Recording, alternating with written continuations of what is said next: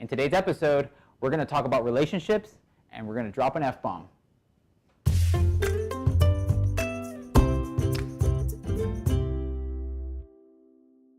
What's going on, YouTube? Rick Sanchez here with the We Just Have Us project. And as I said, today we're going to talk about What are you doing? I thought you were going to drop an F-bomb. Not that kind of F-bomb. It's not that kind of show. I was going to say family. That wonderful group of people that we usually see twice a year during Thanksgiving and Christmas. That relationship is really easy, right? Wrong. Some of us have a great relationship with our family, and some of us don't. Some of us have 1, 2, 3, even 4 parents, and some of us are adopted, and some of us live in displaced homes. When we're young, we don't get to choose who our family is, but we do get to choose to love and accept them. You see, the effort that your parents make every day when they go out and work to take care of you just shows the value that they have for you. They basically show their love by taking care of you, and that will help you understand your worth. Well, if you're not as fortunate, and you might have an abusive relationship with your parents, they may not understand your worth, and it's not a direct reflection on you. It might be something that they're dealing with, and they probably had abusive parents as well. So that is being displaced on you, and it has nothing to do with your worth. It has to do with something that they're dealing with. So how was your relationship with your parents when you were a child? I was raised by a single mother. You know, we had our challenges as kids, like every teenager does, but it was a healthy relationship that, you know, my mom gave me a lot of good life lessons. I didn't grow up with a dad, so I didn't have a dad relationship, which brings my next point, which is parenting. When we're parents, we do have to think of that relationship that we're creating for our children. Just because you were treated some way, it doesn't necessarily mean that you should treat your kids that way. You know, we should always think ahead on how to increase their self-worth, even though maybe you didn't have the best one back in your past. My wife and I, we've decided to spend a lot of time with our family, you know, go on vacations or spend time during the week. As we mentioned before, we always separate what we call a family night that shows that the nucleus of our home is important to us. It's something that we want to make sure that it's strong, and that'll create not only a value in us as parents, but it's going to create a value in our children, so then for them to understand that they are important. They are something worth living for, worth fighting for, worth spending valuable time. See, another thing we do as parents, we try to spend that time that we're talking about with our kids, but not just with them, but also with their peers. You know, we try to inject ourselves in their lives and relate to their peers, understand what they're going through, create a real relationship, not just a monitoring, I'm going to hover over my kid and, you know, like not let him do anything. It's more like, let me participate in your life. You know, let me, that valuable asset of person or time that they have becomes valuable to us, which shows that they can make good decision making. It shows that their life is important. It's not just selfish, oh, it's me, you know, you do what I say. Sometimes we can listen to them and take their advice and say, hey, okay, this is what you guys want to do, this is how you guys want to spend your time, we'll participate with you guys. So as parents, we need to learn to give our kids that value so they can actually learn to understand how important it is to be a parent, how important it is to be a child. For you adults who didn't have a good relationship with your parents, once we become adults, you know, we have to learn to honor our parents. They might have been great, but if they weren't good, you know, we need to learn to honor them by respecting them, not by creating a false relationship and trying to be all buddy-buddies if that's not what's in you, but work on going step by step and trying to create a relationship and mending something that maybe they didn't understand how to do when you were younger. So remember, just because we're adults, it doesn't mean that we've matured. You know, age has nothing to do with maturity. We have to look inside and grow and help others. And by that, I mean your parents in this case. Friends and fellowship. There's a saying that says, tell me who you're hanging around with, and I'll tell you who you are. The influence that you have around you with your peers, the people that you pick and you choose to be part of your life can heavily, heavily change who you are. If you have negative people around you, there's a good chance you're going to be a negative person. If you have people who are just more happy, exciting, you know, We all have different personalities, but you will mold more towards that person's personality. I think it's very key that we evaluate the people we hang out with, because they too can in turn on our self-worth. I've talked to people about this and they say, well, who's going to help the people that are negative? You know, if you say, well, I'm not going to hang out with negative people because I'll become negative, so who's going to help them? And the answer is you.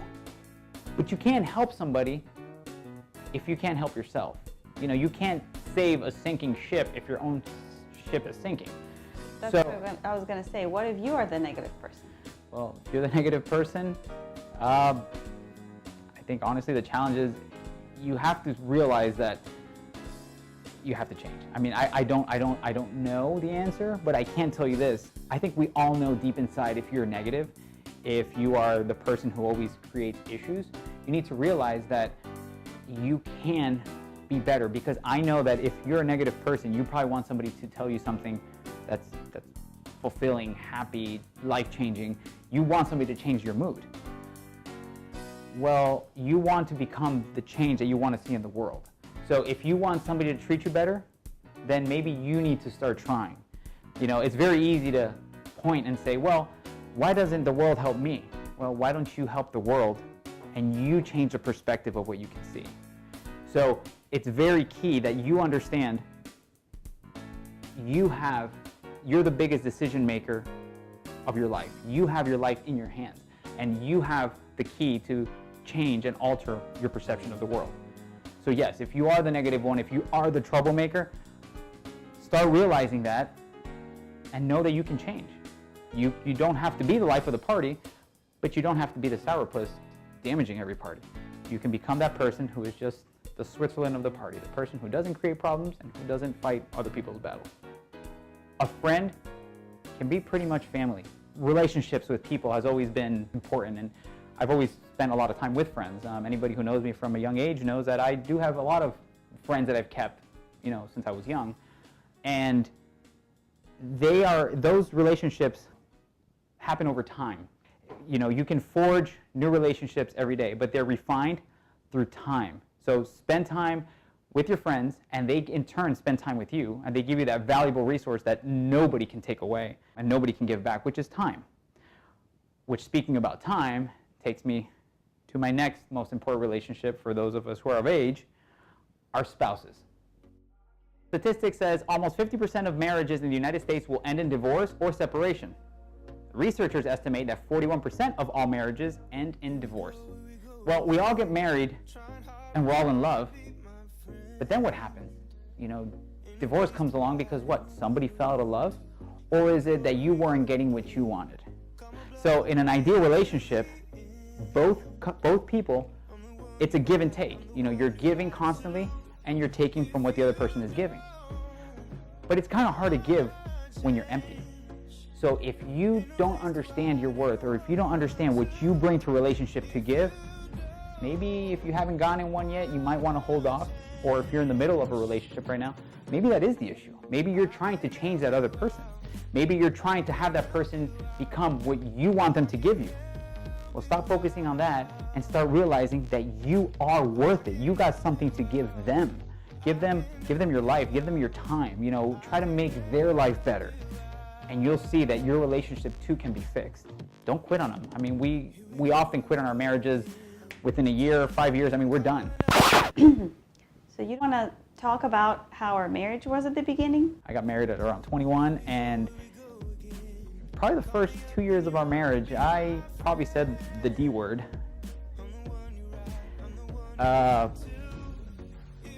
Every time we had a problem. Every time my cereal was wet. Every time I walked in and my shoes were in the wrong, it didn't matter what it was. I mean, I was just ready to give up. And I didn't understand what a marriage meant, which was the commitment of staying with that person. And I think a lot of it had to do because I thought myself that, you know, maybe I wasn't good enough for this person. The easiest thing to do is just leave. I was going to say, does it have to do with self-esteem also? Absolutely, absolutely. You know, there are many things about me that, you know, you think and you're like, well, it's probably easier if I just quit and I would never really have to know if I was worth it. And it took both of us going through back and forth, and yeah, we, you know, she stood her ground, you know, admirable, and I learned to understand that we were going to fight through this together. And 20 years later, we're still going at it. No more D word. No more D word. We definitely have our discussions all the time. You know, we have a pair of gloves, we go outside and we duke it out. But when it's all said and done, it's good. You know, we understand that we're in this for the long haul. And we're here to share with you guys anything that we can. There's one thing I wanted to rant about. Falling a little bit off topic is the kind of people that influence you in a negative manner. And that also has to do with social media. You know, sometimes our social media is very critical. You know, we live in a world that, you know, we have selfies. You know, selfies are trying to give us value. You know, we want that perfect picture where we just look like, you know, not one blemish, everything has to look great. We touch up our faces because we want to look more beautiful. And we're creating a false reality and giving ourselves a worth that can be broken like this. Because all we got to do is get the wrong picture put online and that's it. That's the end of our illustrious career. So not only that, but you compare yourself to those beautiful pictures and you only think that they have beautiful lives. Correct. So you see all these other people and they look amazing. And those people are also using filters. I mean, everybody touches themselves up. Everybody has perfect body. What you see online is not a reflection of most people's lives. You know, there are real lives out there, but you are so much more than that. And when you constantly have people showing you your failures, and you have to understand that that person themselves, they're fighting with themselves. You know, you'll notice that the people who are successful and happy, they don't really fight with anybody. You know, they don't cause issues. Why? Because they're content. And they understand that their life, they can give something to people instead of trying to take away. And when people try to take joy from you, what they're trying to do is they're trying to fulfill themselves. So remember, you know, you have worth. Don't allow these people to basically destroy that by trying to show you your flaws. You are going to be flawed because we're human. But that flaw can be corrected, it can be fixed, and you're going to do it again. But that's why we just fall down and get up. People nowadays look at other people's pictures and they see how beautiful they are and how everything is perfect. You can't continue to compare yourself against other people, especially in a realm where what they're trying to do is look as beautiful and as perfect as possible with all these filters. So make sure you don't go comparing yourself and using social media as a measure of self-worth. You know, enjoy it. I'm not saying don't use social media. Maybe use it a little bit less than you already do. Make sure you're not using that for you to realize who you are internally. You know, it's recreational. Once again, do not use it as trying to gauge what you are or who you are. Surround yourself with influences that can offer you hope and love. Learn to forgive and accept people for who they are. And by doing that, it's going to help you understand what you're worth and what you can offer those people that need help.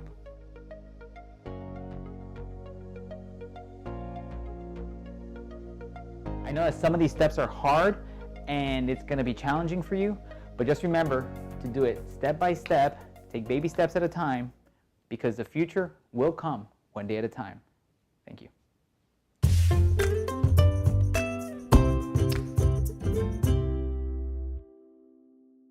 Don't forget to like, comment, and subscribe. If you have any questions, please, once again, put them in the comments and we'll address them whenever we can. Follow us on social media.